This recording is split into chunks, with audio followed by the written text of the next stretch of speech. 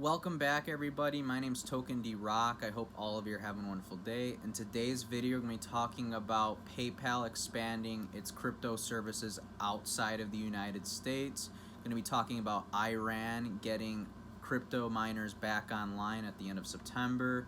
September 7th is the date that September 7th is the date that Bitcoin becomes legal tender over in El Salvador. Got more news to cover with that and plenty more, so stay tuned. First things first, gotta take a look at the market. Bitcoin dominance is down to 43.9%. Bitcoin is hovering just above 48K.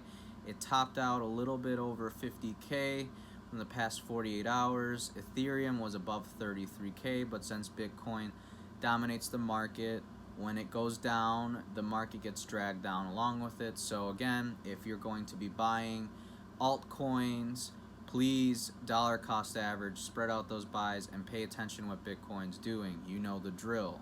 Our first news comes from across the Pacific over in China. If you recall, in the past weeks or months, China has been kicking out Bitcoin miners in a quote-unquote attempt to move towards more hydropower. Weirdly enough, this came right around the time of Elon Musk coming out saying, Bitcoin's bad for the environment because of the crazy amount of electricity that's used in the production to mine it, even though there's been proof that over half of Bitcoin is mined with renewables. Anyways, onto the article. The Office of the People's Government of Yinjiang County issued notice to hydropower plants to strengthen oversight on Bitcoin mining operations, and according to the announcement, the power plants have been given until Tuesday, August 24th, which is today, to delist their mining companies from the grid's illegal supply. And after the given deadline, the county reportedly plans to forcibly dismantle the power supply to Bitcoin mining establishments within its jurisdiction. Additionally, the notice requires hydropower stations to report to China's National Development and Reform Commission, or NDRC, after decommissioning the mining operators from the grid. Using this information, NDRC will help Yinjiang County to step up law enforcement efforts to ensure all illegal supplies of hydropower to Bitcoin miners are stopped completely. So, essentially, many Bitcoin miners have moved outside of China towards countries like Iran, Russia, the United States, countries with more favorable positions and incentives towards Bitcoin miners. But not all of them have left China just yet. So the state is essentially cracking down on the remaining miners within the country's borders. What's interesting is this article points out that they're recently deciding to redirect the energy saved from the Bitcoin mining ban to develop charging infrastructure for electric cars. Elon Musk, where you at? This is your telltale sign to get those Teslas into China if they're not already. Is this all connected? Who freaking knows? Let me know down in the comment section what you think. Headed over to Iran for our next bit of news. Iran will once again allow Bitcoin and crypto miners to operate within the country's borders starting the last week of September. If you recall, just a month or two ago, we went over how Iran's government banned Bitcoin and crypto mining operations back in May. They claimed the decision was reportedly made to prevent miners from overburdening the grid during the hot summer months as more and more people went indoors, used AC to stay cool, stayed indoors to avoid the heat. That puts a bigger demand on the power grid, which could result in blackouts and power shortages combined with these Bitcoin and crypto miners. That was the concern that Iran's government had at the time. Nonetheless, the ban went into effect, but there were still incessant blackouts and power shortages, and Bitcoin miners were to blame. The problem got so bad that they had to reportedly pause electricity exports to neighboring country Afghanistan, and they're finding now that illegal crypto mining operations were the reason for significant strain on the electrical supply. They were the main culprit for these incessant blackouts and power shortages in Iran, and because of this, only authorized miners will be cleared to resume operations once the moratorium lifts at the end of September. So overall, I think this is good for Bitcoin and crypto miners. I mean, we're going to see Bitcoin's hash rate go up, which should raise the price floor for Bitcoin. Overall, I think this is very good for crypto and Bitcoin.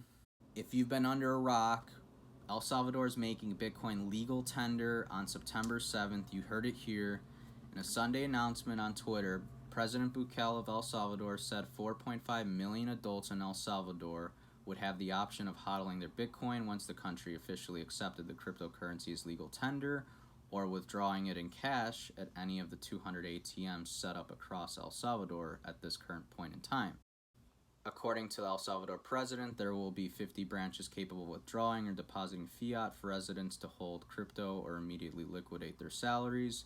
Bukele previously stated that the government would be building the infrastructure to support a state-issued Bitcoin wallet called Chivo. The president claimed that Chivo ATMs will eventually be everywhere and allow El Salvadorans to withdraw cash 24 hours a day without paying commissions on their holdings, but no one will be forced to use them. That's the key point. What if someone doesn't want to use the Bitcoin? Asked Bukele. Don't download the Chivo app and continue living your normal life. Nobody's going to take your dollars. Someone can always queue up at Western Union and pay a commission. I like the approach that Bukele's taking with Bitcoin and the Chivo ATMs. I like that he states no one will be forced to use this system. You know, if you want to use Chivo and be able to withdraw cash 24 hours a day without paying any commissions, you're free to do so. But if you're not about that and you don't want to take advantage of that, you can go to Western Union and pay a commission. That's always an option. It's not there 24 hours a day. You got to pay commissions on your holdings, but you know, you're not being forced to use the Chivo ATMs or the Chivo state-issued Bitcoin wallet, which I'm all about. You know, let people do what they want to do. Give people the choice. In other news, we have PayPal launching crypto services for their UK customers. Beginning this week, residents of the UK will be able to buy, hold, and sell cryptocurrencies through PayPal for the first time, marking a significant milestone for a company that began offering digital asset services less than a year ago, just here in the United States. The global payments provider announced Sunday that UK customers will soon have access to Bitcoin, Ether, Litecoin, and Bitcoin Cash through PayPal's website and mobile app. The announcement marks the first expansion of PayPal's cryptocurrency services beyond the United States, a service that first launched in November of last year. Jose Fernandez de Pont, a senior executive for PayPal's crypto division, cited the digitization of money during the pandemic as one of the primary motivations for entering crypto in the first place. He continued, our global reach, digital payments expertise, and knowledge of consumer and business, combined with rigorous security and compliance controls, provides us with a unique opportunity and the responsibility to help people in the UK to explore cryptocurrency. And it's reported that among all the European countries, PayPal's penetration is highest in the UK at over 2 million monthly active users. So in my opinion, it only makes sense that PayPal is taking the leap across the pond to expand over into the UK over other countries, you know, in the Europe as of right now. As time goes on, I see them expanding to Spain, France, Germany. It's just a matter of time. So overall, very good for PayPal and crypto adoption as a whole. Our last bit of news comes from crypto lending platform Celsius Network. They released a statement today saying that their holdings has grown by more than 1,900% in less than a year's time, from $1 billion in June of 2020 to roughly $20.3 billion as of August 13th of this year. And on average, they were adding roughly $1 billion in new digital assets monthly between June of 2020 of last year to August 13th of this year. It's pretty big stuff.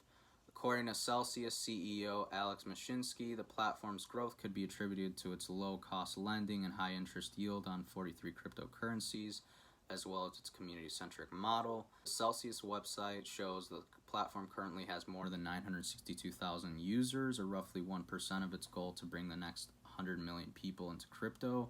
Just something to point out, back in March, research from Alpha Sigma Capital, also an investor in Celsius platform, suggests that the platform would reach $30 billion in assets under management by the end of 2025. And despite the decentralized finance space having disruptions with the latest attack on the Poly network this past month. Celsius has paid out roughly $468 million in crypto rewards to depositors in the last year. That is no chump change. That is great interest for the crypto you're hodling long term. So if you're looking for a lending platform to stake your crypto on long term, I would strongly recommend Celsius. In my opinion, they have some of the best interest rates for hodling your crypto long term. Not to mention, they're just going to expand further and further. I mean, look at this. We're already at $20.3 billion, you guys. To think that we won't hit $30 billion by the end of 2025 is ludicrous. I mean, think of how many people right now in the next 3 to 5 months are going to hop into crypto. And even if some of them never come back, some of them may dump a few $100 into Celsius, whether it's in Ethereum, Bitcoin, Litecoin, Chainlink, Uniswap, etc. It's big money going to be flowing into Celsius, BlockFi, and other lending platforms. By and large, the crypto space is going to be much bigger in 3 to 5 months' time.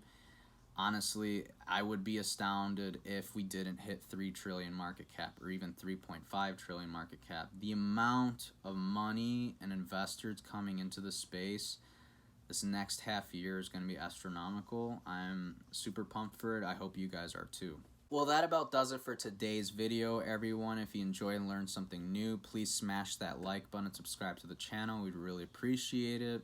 Got some links down below for you, so please check them out. Earn some passive income on the crypto you're hodling long term with BlockFi and Celsius. Stay up to date with crypto prices on CoinMarketCap.